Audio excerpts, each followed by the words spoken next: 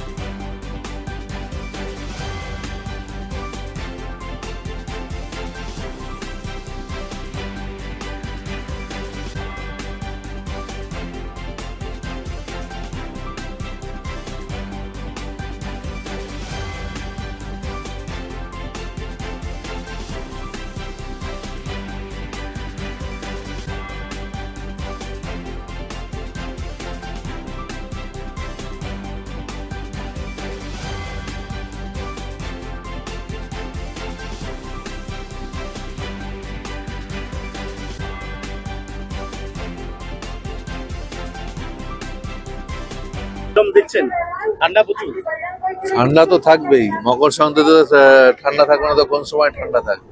খুবই ভালো অনুভূতি, খুবই ভালো। আর প্রত্যেক বছর আসি, আর এই মকর শান্তির পূর্ণ এতে স্নান করাটা এটা একটা আলাদা অনুভূতি, খুবই ভালো লাগছে। আর এখন স্নান করি, আর সকলকে শুভেচ্ছা জানাই মকর সংক্রান্তি। সবাই খুব ভালো থাকুন, সকলকে প্রণাম, শ্রদ্ধা, অনেক ভালোবাসা। লর্ড নাম্বার 8 বহু পূর্ণার্থী ওখানটায় আটকে পড়েছে। সকালে ফগ ছিল, দেখুন ফগে তো সব জায়গায় এটা সমস্যা হয়েছে। তা আস্তে আস্তে ফগ কেটে যাবে, আবার সব চলবে, সব ঠিক আছে। সব এমনি ফগের জন্য আটকে আছে সব। কিরকম পূর্ণার্থীর সংখ্যা বাড়ছে? বাড়ছে তো, দেখছি তো প্রত্যেকবার বাড়ছে। কি ছাড়বে এবার? রেকর্ড প্রত্যেকবারই ভেঙে যায়। 90 লাখ দেখা যাক কি হয়। নাকি এক কোটি? বিরোধীদের কিছু বলবেন? আজকে তো পূর্ণ স্নানের দিন। না এসব কথা, এইসব সব জায়গায় সব কথা বলা যায় না। এখানে এইসব কথা বলতে আসিনি আমি এসছি যারা পুণ্যার্থী তারা যাতে ভালো করে স্নান করতে পারে, তারা যাতে সবকিছু নিরাপদ তাদের থাকে সেসব দেখবার জন্য, তার সঙ্গে নিজেও স্নানটা করছি।